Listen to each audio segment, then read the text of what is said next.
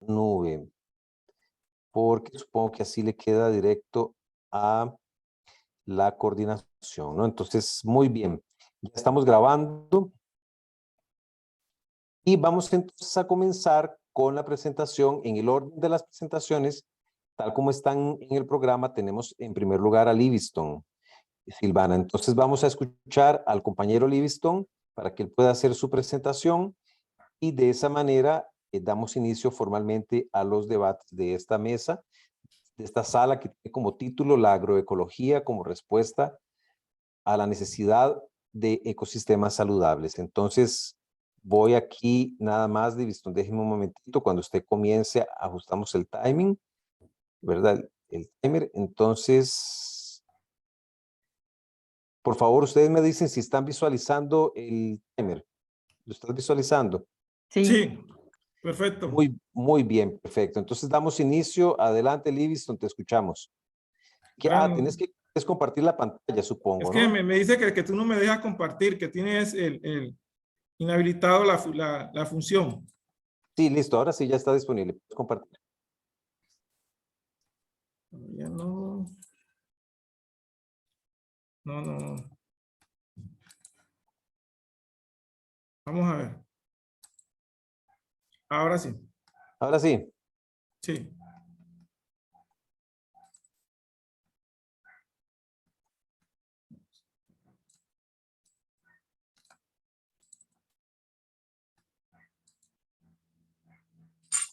¿Listo? ¿Me ven? Sí, perfectamente. Bueno, muy buenos días para todos. Mi nombre es Livingston Barrios Arango. Pues soy ingeniero agroforestal con maestría en recursos genéticos y estoy en la fase final de mi doctorado en agroecología en la Universidad Nacional de Colombia, sede Palmira. De hecho, este trabajo que les voy a compartir hoy es un pedacito de un objetivo de mi tesis de doctorado, que es coordinada por la... Listo, solo un minutito. No estoy Sí. logrando proyectar el timer. Entonces, cuando falten 2 minutos, yo te aviso. Listo. Que es dirigida por la doctora Marina Sánchez de Prager. El título de esta ponencia es Evaluación preliminar de la contaminación por mercurio en suelos en huertos caseros mixtos en Novita, Chocó, Colombia. El departamento del Chocó es un departamento que está ubicado en la región suroccidental de Colombia, en el occidente colombiano. Tiene muchas grandes fortalezas. Entre las grandes fortalezas que tenemos está su biodiversidad, que es considerada una de las zonas más biodiversas de Colombia y del mundo. ¿Sí? De hecho, además de su biodiversidad, es la región del mundo, después de Cherrapundy, más lluviosa a nivel mundial, pero es la región del mundo donde más lluviosa, donde hay asentamientos humanos. Además de eso, las condiciones de precipitación y de temperatura hacen que esta región tenga todas las condiciones naturales para que la vida emerja y se transforme. Pero está amenazada por la economía extractiva que se presenta en la región. En este caso sería la minería legal y ilegal y el aprovechamiento forestal. De hecho, podemos mirar cómo se arroja más de 3 toneladas de mercurio al año a las diferentes fuentes hídricas. Esto genera gran contaminación tanto en los suelos, en los ríos y en el material vegetal.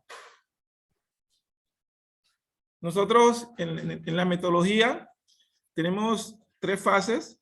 La fase número 1, que es la socialización inicial del proyecto. Esta se realizó con las comunidades locales para pedirle permiso para poder desarrollar el proyecto, teniendo en cuenta que estas son comunidades étnicas afro que necesitamos un permiso para acceder al territorio. El territorio es de alguna forma administrado por los consejos comunitarios locales. Tenemos esta fase, además se hizo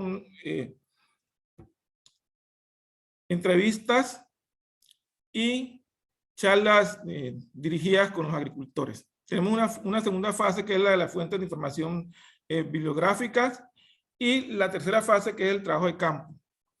Es muy importante mencionar que el trabajo de campo se realizó en huertos establecidos hace más de 50 años, ubicadas en zonas de reserva y sin presencia de actividades mineras, o sea que son agroecosistemas que se establecieron hace más de 50 años. Y los segundos zonas que estudiamos fueron huertos establecidos hace más de 50 años, ubicados en zonas de alta actividad minera y con mucha deforestación. Los análisis de laboratorio se realizaron los primeros en el análisis de suelos en el Centro Internacional de Agricultura Tropical, CIA, en Colombia, y los análisis de mercurio en suelo en el Laboratorio de Aguas y Química Ambiental de la Universidad de Córdoba, en Montería, también en Colombia. Es muy importante mencionar que en Colombia no hay una normatividad establecida para el estándar permitido de suelos agrícolas, pero nosotros para este estudio nos regimos por la normativa europea que establece 1 miligramo de mercurio por kilogramo como la cantidad máxima permitida de contaminación en los suelos. Ya en los resultados más importantes tenemos el uso de las especies etnófitas, tenemos uso mágico-religioso, ornamental, uso combinado, pero lo más importante que tenemos que resaltar es el uso medicinal que tiene el 29% y el uso alimenticio que le damos el 39% en los huertos. Las especies con mayor número de abundancia tenemos a la yuca con el 20%, el limón 14%, y es de resaltar que en el caso de las musáceas, el banano y el primitivo tienen solamente el 6 y el 5%. Esto debido a que el huerto es un sistema que no es solo. Yo inicialmente pensaba que la mayor fuente de la seguridad y soberanía alimentaria venía de los huertos, pero cuando estuve directamente en las comunidades me pude dar de cuenta que los huertos hacen parte solamente es un componente importante de la red del sistema alimenticio. Esa red del sistema alimentario en el departamento del Chocó está conformada por otros sistemas tradicionales. Entre esos sistemas tradicionales más importantes que realmente son los que garantizan la soberanía alimentaria de las comunidades en el municipio de Novita, tenemos primero obviamente los huertos, después tenemos un sistema que se ha venido erosionando mucho, que es la agrominería, en el cual se combina la agricultura con la minería de forma artesanal. Tenemos el colino. De hecho, este sistema de colino es el que permite la combinación de todos las especies de la familia Musaceae. Entonces, por eso, en los huertos, la representación en abundancia no es muy alta, porque todo el banano, el plátano, el primitivo, el popocho, que se necesita para la comercialización y consumo de la mayoría de las familias, se cultiva en este tipo de sistema. También tenemos la agroforestería, tenemos el policultivo y tenemos las azoteas, que son sistemas complementarios que conforman realmente la red del sistema alimenticio tradicional de las comunidades locales en el municipio de Novita y en general en todo el Pacífico colombiano, que están articulados obviamente con una cultura de río, que todos sabemos la fuente importante de proteína animal que tiene el río y todo ese medio de transporte, comunicación y aculturación que tenemos dentro del río.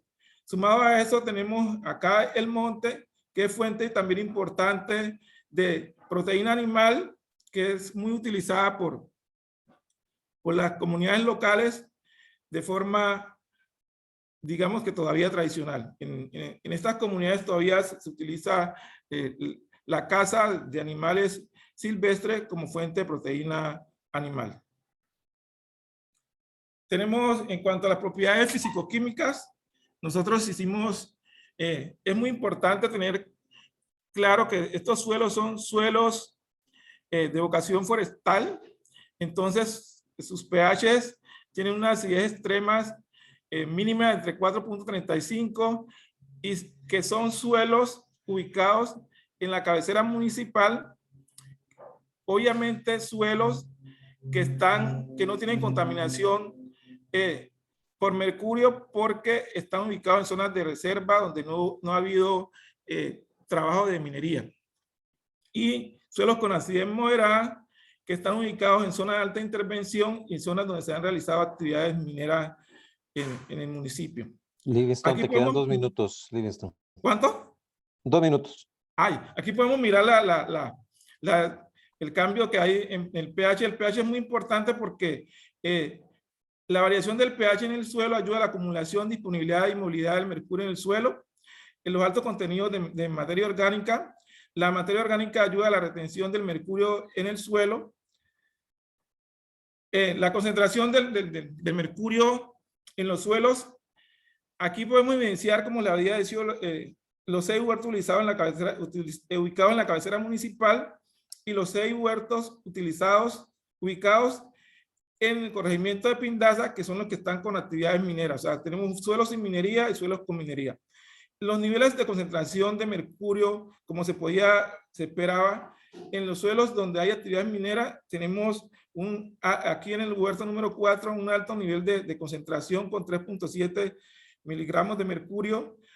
Y algo que nos llamó mucho la atención es que no esperábamos que en esta zona donde los huertos no se había realizado actividades mineras, encontráramos en el huerto 2 una concentración del 1.2%.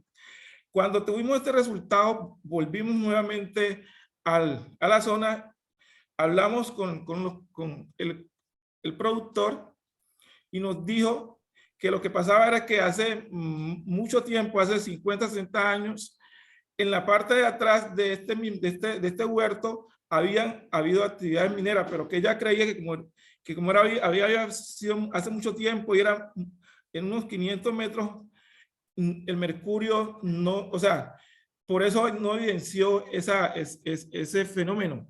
Esto lo que nos lleva es a visualizar cómo la información que nos dan los productores es complementaria, o sea, la información es complementaria a la información científica que nosotros tenemos. Realmente, los análisis de suelo nos llevaron nos demostraron cómo el mercurio sí permite la movilidad, cómo sí se realiza la movilidad del mercurio en las diferentes fuentes hídricas y que estos suelos que aparentemente no tenían contaminación, como habían sido trabajados hace más de 50 años, en la parte de atrás el mercurio por medio de la escorrentía se movió hacia la parte de adelante y por eso se presentan estos resultados. Ya entonces para concluir, podemos decir que los huertos caseros mixtos en esta región son una muestra importante del nivel de resiliencia que tienen las comunidades locales para pervivir en su territorio y constituyen una excelente práctica que garantiza autonomía, soberanía y seguridad alimentaria a sus pobladores.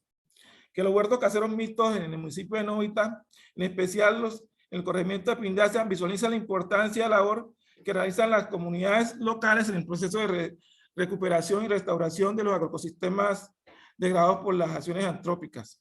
Y que los valores más altos de concentración de mercurio corresponden a las zonas ubicadas en mayor influencia de actividades antrópicas, obviamente en el municipio y en el corregimiento de Pindaza. Entonces, los agradecimientos a Milciencias y a las comunidades locales pertenecientes en la zona de estudio del trabajo. Muchas gracias.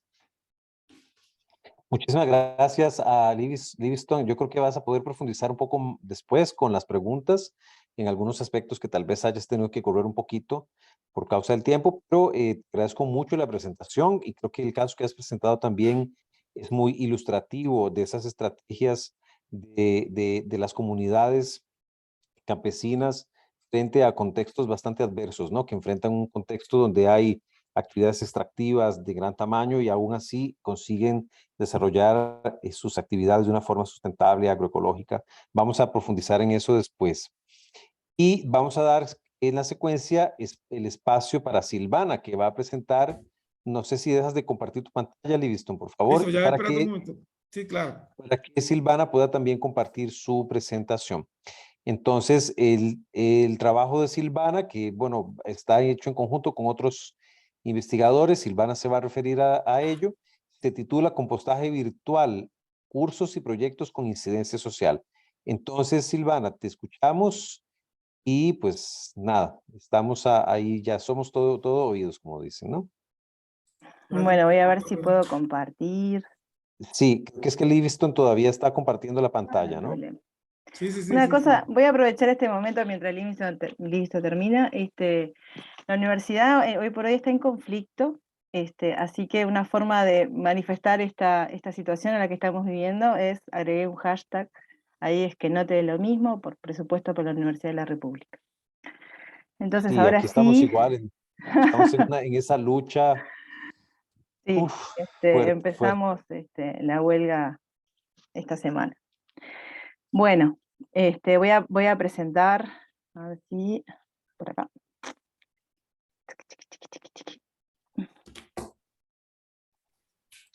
Espero que me dé el tiempo. A ver. Aquí. Bueno, voy a hacer un breve pantallazo. El título lo acaban de decir, el compostaje virtual, un título más bien llamador. El equipo lo estamos haciendo también con Alberto Gómez, que es de la Escuela Abierta de Agroecología de Montevideo Rural, en la Intendencia de Montevideo, e Inés Gazzano, que es de Facultad de Agronomía de la Universidad de la República, el Departamento de Sistemas Ambientales, Grupo de Agroecología. Como breve pantallazo inicial, el proyecto Más Compost Menos Residuos empieza en 2017, con una visión obviamente de investigación participativa, de trabajo con la gente, con colectivos, en esto de la gestión del compost, con una mirada de la educación ambiental crítica, de la gobernanza participativa, de que las personas son quienes pueden gestar sus propias soluciones, ¿no? y propender a las políticas públicas también. Pero bueno, en estos cambios que hubieron pandémicos, pasamos con ciertas dificultades y con ciertos desafíos a los cursos a distancia como una forma de no interrumpir el trabajo y encontrar una salida alternativa. Y ahí se dieron dos modalidades que fue, o dos niveles de alguna forma de curso, que fue la introducción al compostaje doméstico y comunitario, que es una cosa bien básica para población en general, para todo el mundo. En principio nos habíamos centrado que fuera solo Montevideo. Nosotros veníamos de trabajar en 2 zonas de Montevideo solamente. Montevideo es el departamento capital, que tiene una parte, el 40% de su superficie es urbana, el 60% es rural. Y bueno, y este curso de introducción estaba tendiendo como bueno, atender esa primera aproximación al compostaje. Después había un segundo nivel, o existe un segundo nivel, que es de gestión comunitaria. Y ahí tuvimos algunos primeros datos, que 276 personas pasaron por estos cursos, se anotaron algún 1000, que es mucho para nuestra población, y que este alcance, que nosotros en principio hemos pensado que era solamente para el departamento, alcanzaba a todo el país. Y de estas personas que estaban, había 47 colectivos representados. O sea, cuando empezamos a preguntar, bueno, participaban o en huertas comunitarias, o en centros educativos, o en ollas populares, o cooperativas de vivienda. De alguna forma esas cursos a distancia se mantienen hasta el 2022, pero bueno, eso será para otro trabajo. Entonces, para un detalle de estos cursos, es que está orientado principalmente a estas gestiones colectivas de compost, a esta forma de hacer compost a nivel más grupal. Tenía un requisito de un 80% de asistencia, con una carga horaria menor para el introductorio, mayor para la gestión de compost, porque este último lo que intenta o lo que propone en realidad, es que haya un proyecto elaborado colectivo, o sea, que las personas elaboren su proyecto para su comunidad, y esta forma de trabajo, digamos, de clase se dio en línea, vía Zoom, que fue la forma que la universidad encontró como para facilitar el acceso a esta forma virtual, y siempre que se podía a nivel presencial con alguna práctica a campo y alguna recorrida, y si no, en el momento más crítico, digamos, de pandemia, fue prácticos en domicilio. Usamos plataformas tanto de la Facultad de Agronomía como el Centro de Formación y Estudios de la Intendencia de Montevideo, y también agregamos al finalizar cada curso una evaluación que los participantes hicieron, una evaluación del curso, para tener una devolución también, ya que la conversación así más presencial no estaba, tenía que ser en forma virtual. Entonces, los objetivos de esta presentación y el trabajo que presentamos es, bueno, primero que nada, hacer una primera aproximación de caracterizar la población que realmente participó en estos cursos, ¿sí? Por sexo, por edad, por lugar de residencia, cuáles eran los proyectos y el tipo de proyectos presentados, tomando una clasificación de Preti, que después lo vamos a exponer, ver cuáles eran las estrategias de participación en función de los tipos de proyectos presentados que estaban presentes en estos proyectos, y bueno, de alguna forma establecer estrategias de continuidad a futuro a partir de esa identificación de esas estrategias. Y por último también la idea era, un parte del objetivo es como mostrar la evaluación de estos participantes y tomarlo como referencia para hacer esta evaluación. Como metodología, lo que tomamos así para analizar fue la información proveniente de todo lo que fueron registros, actas de aprobación, evaluaciones voluntarias, los propios proyectos presentados, y en uno de los cursos de gestión de compost, o en los cursos de gestión de compost, enviamos formulario de seguimiento de los proyectos con preguntas para ver cómo seguían, y eso también se tomó como insumo de análisis. Bien, viendo esta tipología según Preti, esta autora lo que señala es que ella divide en 4 niveles de participación. La menos participativa, digamos, que sería la más pasiva, pasando por la funcional, la interactiva, y la última, que es la más participativa, que es la automovilización o gestión, y tomamos esta tipología. En este caso, en el último caso, son las personas quienes organizan, ¿no? y definen sus estructuras y sus objetivos y sus recursos. A ver si podemos ir. Un momento que no estoy pudiendo pasar de pantalla. Bueno, de los resultados que obtuvimos, de aquellos objetivos de caracterizar, una primera, como un pantallazo general, es que la población que participa es mayor, más del 50%, el 57%, es mayor a 40 años, eso es algún dato que no lo teníamos cuantificado, que el 80% reside en Montevideo, pero esta vez es tanto urbano como rural, que hay un 20% que es del interior, de diversos departamentos, de Rivera, que es más del norte del país, de Canelones, que es cercano a zona sur, igual que Colonia, que está en el litoral, pero también es sur, y La Valleja, que está en las serranías del este, que bueno, se va también de nuestra zona, digamos, más de influencia del proyecto original.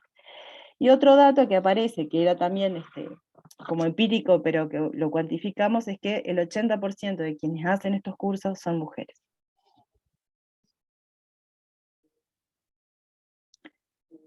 Bien. Tienes 3 minutos, Silvana. Vengo bien.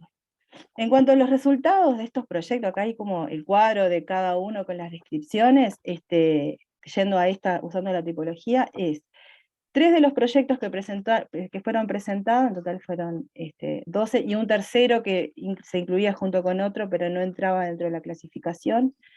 3 son de automovilización, 3 de tipo interactivo, y 6 están en los niveles menos participativos, digamos, la mitad quedan menos participativos. Después, otro dato que también era bastante visible, pero que hay algo para resaltar, es que si bien tenía como un carácter bastante urbano, se mantuvo en los proyectos productivos. Hay un 15% de proyectos productivos vinculados con gallinas, vinculados con huerta o producción de granja, más allá de que haya como una incidencia mayor de lo educativo y lo barrial. Sobre la devolución que hicieron las participantes, las personas, bueno, en realidad hubo una buena devolución, que era una duda al principio, se pensó que las habilidades al final fueron buenas, y que el curso tal cual estaba contribuía a la práctica del compostaje, a desarrollarlo a nivel práctico, Y las conclusiones que sacamos en función de estos como grandes líneas de resultados es que a simple vista, bueno, hay un mayor alcance territorial, y que ese alcance tiene una proyección también, que es posible elaborar proyectos colectivos con acciones locales que potencian formas de educación ambiental y que hay se puede ir hacia esa gobernanza que habíamos planteado al principio en el origen del proyecto, tanto vecinal como municipal, que las mujeres son quienes más participaron efectivamente, y esto nos lleva a pensar, a investigar esto, nos abre otra puerta que por ahí no estaba presente, que tiene que ver también como en la movilización comunitaria, en la proyección al ámbito de las políticas públicas. Y bueno, eso que costó al principio en realidad podría mantenerse porque, por lo anterior dicho, ¿no? Porque es aplicable, porque tiene buen alcance, y porque de alguna forma también contribuye a estos procesos colectivos que se distribuyen de otra manera en el territorio nacional. Y bueno, por último, la bibliografía que utilizamos, y agradecerles. Creo que ando bien de tiempo. Sí, perfecto con el tiempo, Silvana. Más bien te quedaban 20 segundos, pero no pasa nada porque los vamos a aprovechar bien. Nada más quiero consultar a las personas presentes si hay alguien más de quien está presente que esté como ponente en esta sala, porque tenemos a Carlos Arturo Flores Casanova, que no lo veo presente. Tenemos a Teresa López Romero, que tampoco la veo presente. Y Kimberly Azurdia Prado, que tampoco la veo, ¿no? Creo que no hemos tenido entonces la presencia de más personas ponentes esta mañana. Así que creo que podríamos más bien hablar, aquí estoy viendo el chat, podríamos hablar un poquito, podemos considerar la posibilidad de ampliar un poco, tal vez dar unos 5 minutos más a Livingston y 5 minutos más a Silvana para que tal vez profundicen en algún tópico, o bien con lo que ya presentamos, lo ya presentaron hasta ahora, podemos abrir para un espacio de preguntas y respuestas, y de esa manera podemos ampliar los alcances de cada presentación. ¿Qué les parece mejor? ¿Dar un tiempito adicional a cada uno de los ponentes o ya de una vez abrimos para preguntas y respuestas? Yo prefiero preguntas y respuestas. ¿Eres ok? Livingston. Listo, no hay problema. Yo lo veo también bien, no hay inconveniente.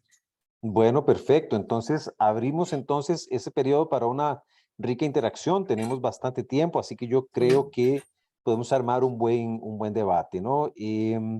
Bueno, yo quisiera felicitar a ambas personas ponentes porque sus trabajos reflejan importantísimos proyectos que, aunque tienen digamos así, en el caso del de Montevideo, de Uruguay, tiene un alcance regional, como bien lo planteó Silvana, pero se desarrollan en espacios locales comunitarios, pero aún así son proyectos que iluminan posibilidades de acción desde lo comunitario, desde lo local, para promover la agroecología y otras prácticas asociadas que aportan sustentabilidad y seguridad y soberanía alimentaria a las comunidades. Y creo que eso refleja muy bien las presentaciones. Entonces, por favor, si las personas presentes desean hacer alguna pregunta, algún comentario, siéntanse en la mayor libertad. Yo tengo algunos comentarios, pero voy a dejarlos para después, para poder abrir al público presente.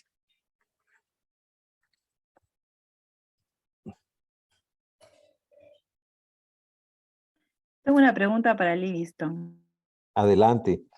No, cuando él presentaba los datos de mercurio, si esos datos que aparecían en las parcelas que no habían tenido minería, salvo esa que mencionabas, son permitidos, o sea, son adecuados para la salud, porque parecen bajos, pero no sé.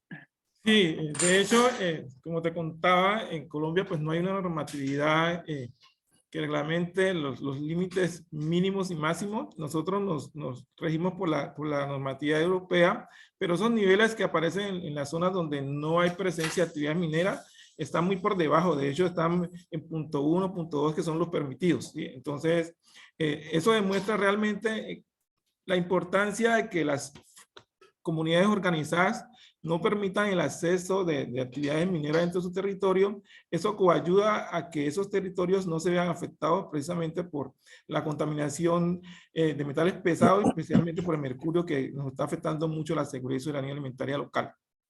Es eso realmente. Diferente a lo que se observó en los huertos, donde realmente sí hay actividades mineras, pero que solamente también podemos observar que los mayores niveles de contaminación, de hecho de 3.7, que es muy alto, se observó en el huerto número 4, y en los otros 5 huertos no había niveles de contaminación por encima. ¿Por qué es importante mostrar que en los otros 5 huertos no había niveles de contaminación por encima? Porque miramos cómo las comunidades locales, por medio de su resiliencia y de la implementación de cultivos en la zona, ayudaron con especies fitorremediadoras a bajar los niveles de contaminación que habían en estos suelos. Porque si tenemos en cuenta que fueron suelos que fueron trabajados, se fueron sembrados hace más de 50 años, miramos cómo durante ese largo periodo de tiempo se ha podido empezar a, digamos, a descontaminar un poco esos agroecosistemas que estaban bastante contaminados por la presencia del mercurio en la zona. Gracias. Yo quisiera hacerte una pregunta también, Livingston. Yo tuve la oportunidad unos años atrás de trabajar en un contexto en Brasil, en la zona de la Amazonia, en Brasil, era una región en el río Tapajós, en la Amazonia brasileña, donde se daba todo el problema de la minería ilegal en gran escala, ¿no?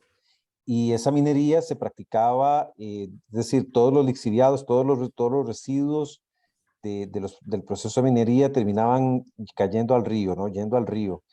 Y aunque las comunidades estaban relativamente distantes en términos geográficos de los puntos donde se ejercía la actividad minera ilegal, había alta concentración, alta contaminación de mercurio en las personas, estaban altamente contaminadas a niveles bastante altos por el consumo del pescado, ¿verdad? Que el pescado lo retiene en sus tejidos grasos y se transmite posteriormente a las personas cuando consumen el pescado.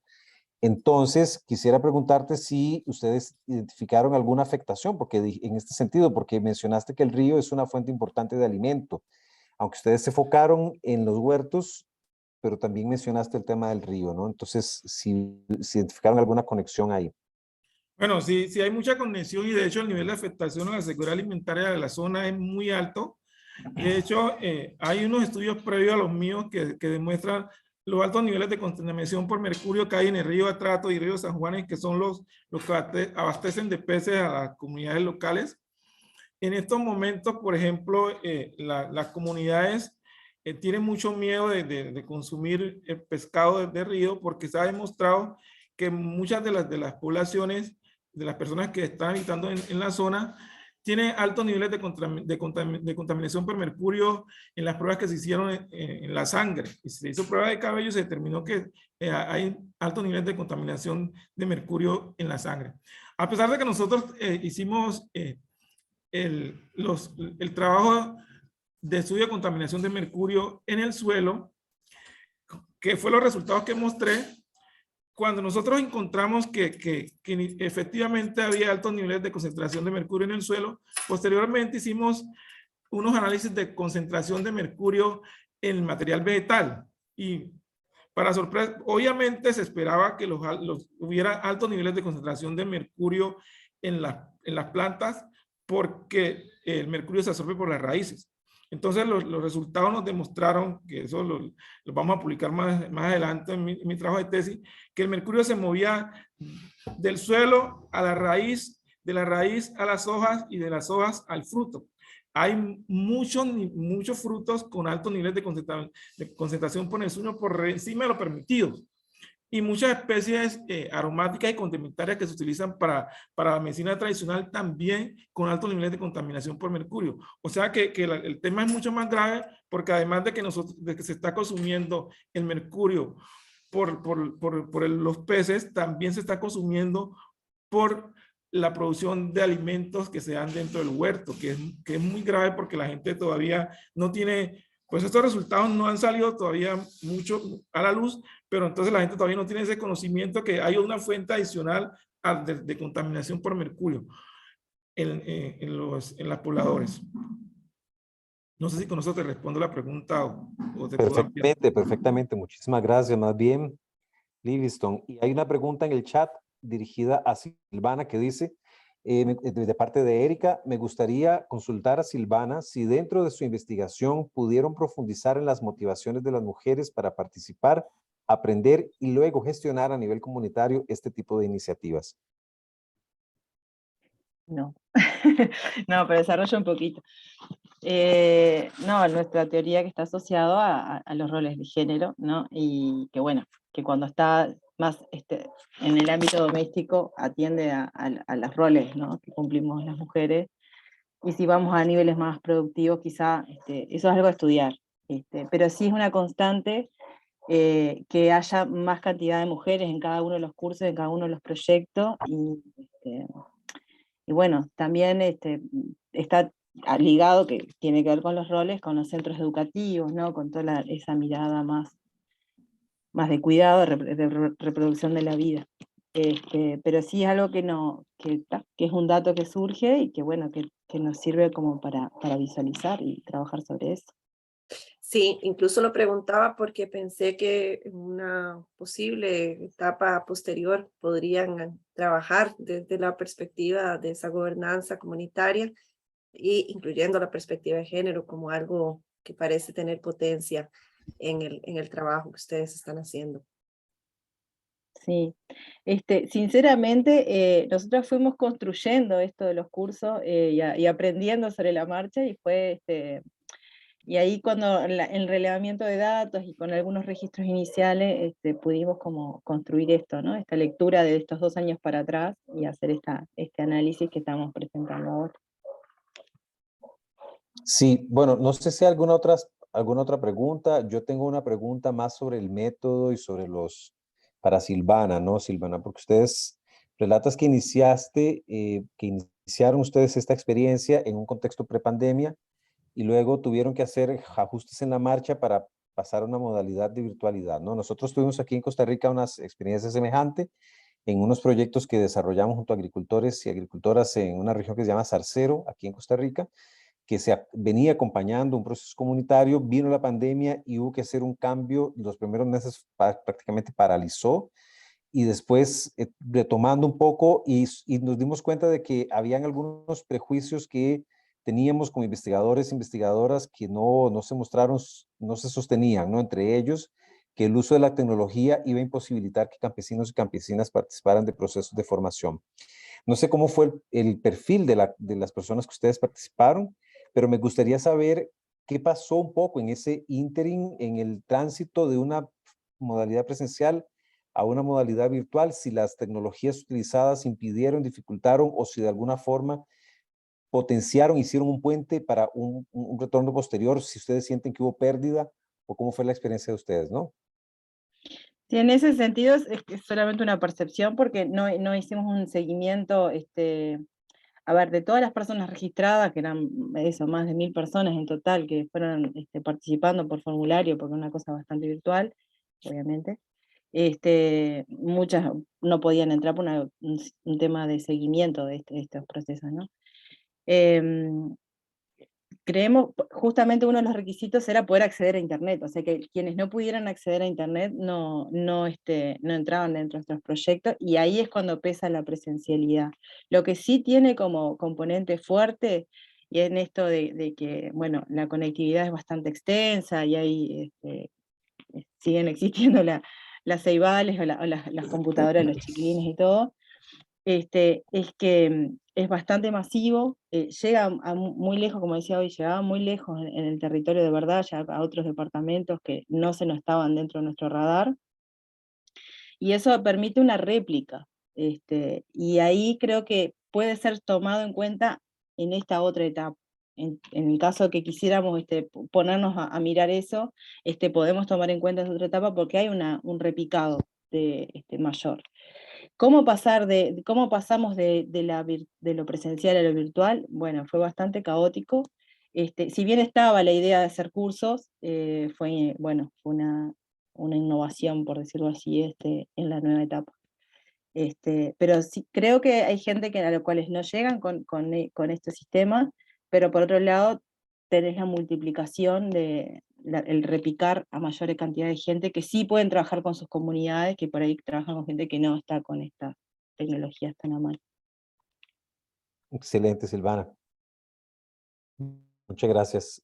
Gracias. ¿Alguna otra persona que quisiera comentar o hacer alguna pregunta tanto a Silvana como a Livingston?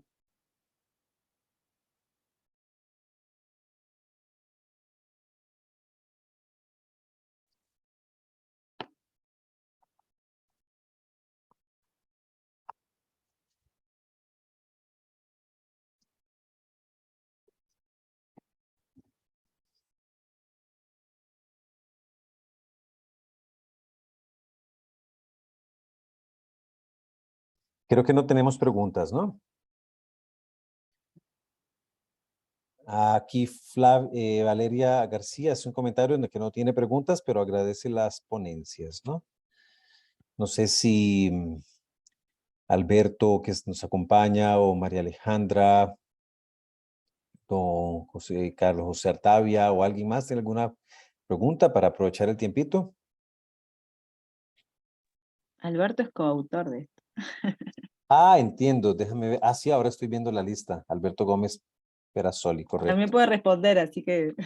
Sí, No, vale. muy claro, Silvana, y felicitaciones a los dos ponentes. Gracias.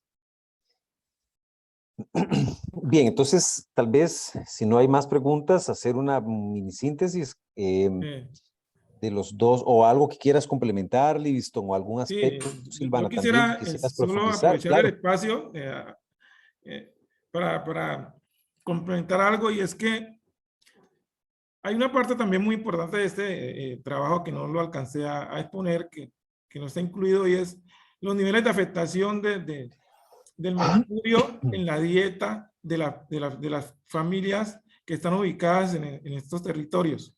Nosotros en este trabajo también miramos cuál es realmente la composición de la dieta que ofrecen los agroecosistemas en las comunidades locales, y cómo si el nivel de nutrición presente en los diferentes frutas y verduras que hay en la dieta es suficiente para responder a los niveles nutricionales de las familias. Pero también mirar cómo el cambio de la falta, si el cambio de uso de pescado, cómo ha cambiado y ha afectado la dieta de las personas que habitan en estos territorios.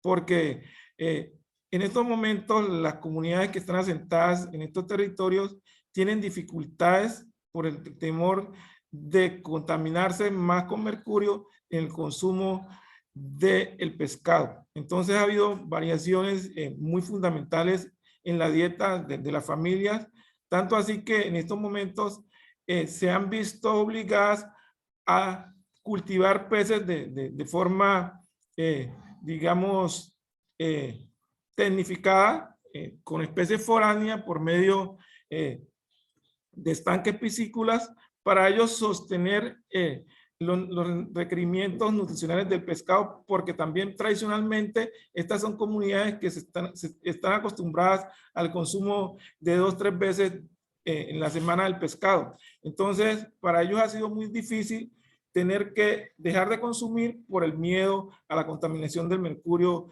de estas personas en poblaciones no expuestas. Entonces, quería también comentarles eso. Gracias, Livingston. Es un detalle y no pequeño, ¿verdad? Hay un cambio fundamental en los patrones de alimentación, una afectación, pero creo que ambas presentaciones nos traen, como decía al inicio, o son ejemplos concretos de experiencias de esas constelaciones agroecológicas de las que habla Omar Felipe Giraldo, ¿no? Que está por aquí en el Congreso también, que él habla un poco de esas experiencias que se multiplican en los territorios, en las comunidades y que van configurando una red de construcción concreta de alternativas y de experiencias de organización comunitaria para enfrentar los embates que hay al derecho humano a la alimentación, a la soberanía alimentaria de las comunidades y los pueblos. Y los dos ejemplos que nos colocan aquí creo que responden en el caso del Chocó en Colombia, los huertos mixtos comunitarios, caseros mixtos, perdón, que ustedes vienen desarrollando hace ya más de 50 años. Es una experiencia que tiene ya su consolidación en el tiempo, ¿verdad, Livingston? Es una cosa muy interesante que fortalece la capacidad de agencia de las comunidades para garantizar su derecho a la alimentación, pero además tiene otros usos como no solo alimentarios, sino medicinales, ornamentales e inclusive religiosos, ¿no? Entonces creo que está asociado también a esa dimensión cultural de la agroecología, ¿no? Y también muy interesante lo que plantea Livingston en el sentido de que la soberanía alimentaria de las comunidades no solo depende de los huertos, sino de una red de procesos productivos y espacios productivos que sirven, y además del propio río que sirve de sustentación y como medio de transporte, ¿no? Entonces, muy interesante también ese aspecto que destaca Livingston, ¿no? También toda la afectación de la minería en aquellos casos donde los huertos están más próximos y presentan mayores niveles de contaminación. Finalmente, terminaría apuntando o destacando que los huertos permiten la resiliencia comunitaria, la soberanía alimentaria y la recuperación y restauración de agroecosistemas, como lo apunta la investigación.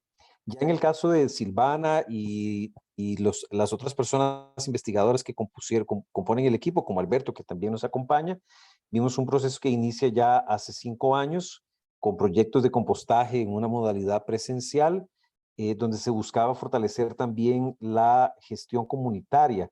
Y este quizás es uno de los aspectos más ricos del proyecto, me permito señalar, porque apunta al compostaje no como una actividad individual que cada quien resuelve en su casa, ¿no? Sino a una gestión comunitaria. Aquí, por ejemplo, en Costa Rica se ha difundido bastante en los últimos años el compostaje. Aquí en casa compostamos, por ejemplo, pero no hay digamos, una comprensión comunitaria. Cada quien tiene su compostera, cada quien se resuelve más o menos, le va más o menos bien, más o menos mal, después decide qué hace con el compost, pero no hay una visión de la gestión comunitaria. Y creo que el proyecto que ustedes nos exponen fortalece esa gestión y esa gobernanza, y como experiencia es inspiradora en ese sentido para promover procesos semejantes, ¿no? Vemos también que hay algunos resultados interesantes en el proyecto en cuanto al alcance nacional, en este caso en Uruguay, y también en cuanto al perfil de la población participante, donde la mayor parte es mayor a 40 años, casi 60%, ¿no, Silvana? Eso también, no sé, tal vez el perfil de las personas que se interesan en el compostaje, la mayor parte concentrada en la ciudad de Montevideo y la mayor parte siendo mujeres. Vemos también cómo apunta Silvana, muy interesante también esta idea de estimar los distintos grados de participación de acuerdo con una escala. Eso está muy interesante también para otros procesos comunitarios, y no solamente esta en particular, que van desde la participación pasiva a la automovilización.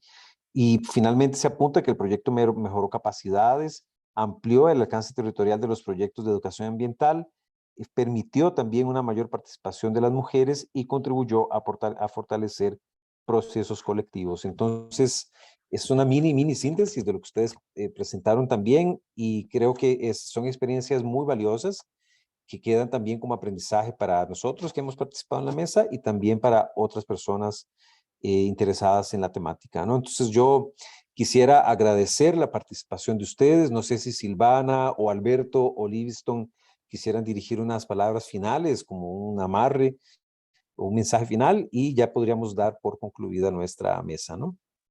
No, de mi parte agradecerles, sí vamos construyendo agroecología en forma conjunta, y en toda América. Gracias, Silvana. Bueno, yo también quisiera darle las gracias por este espacio en el cual nosotros podemos realmente visualizar el papel que hacen las comunidades locales por la lucha del territorio. Realmente nuestras comunidades son las que más apuntan a la conservación de recursos genéticos que busca de alguna forma a poder ayudar a la seguridad y soberanía alimentaria de estas comunidades que tanto lo necesitan en estos momentos de crisis y de hambruna ocasionadas por toda la ola ambiental que existe en el mundo, pero también por toda la crisis que hemos vivido con la pandemia. Entonces ya es un reto para nosotros seguir fortaleciendo nuestro trabajo y realmente poder llegar a las comunidades y coayudar, porque lo que tenemos que hacer es coayudar en ese sentido, a que sientan que estamos ahí para ser parte de ese equipo que puede restaurar los agroecosistemas y salir adelante con la agroecología. Muchísimas gracias, Livingston, Silvana, Alberto, a las personas participantes, a Erika, a Leonela, muchísimas gracias también, que dice que no hubo ningún problema técnico, Leonela, y hemos podido salir bien con la mesa. Entonces, desearles un rico congreso, todavía nos queda un día y medio de actividades y ojalá que puedan pues estar presentes en muchas otras mesas también. Gracias. Hasta pronto entonces, muchísimas gracias. Chao. Gracias, saludos. No, chao.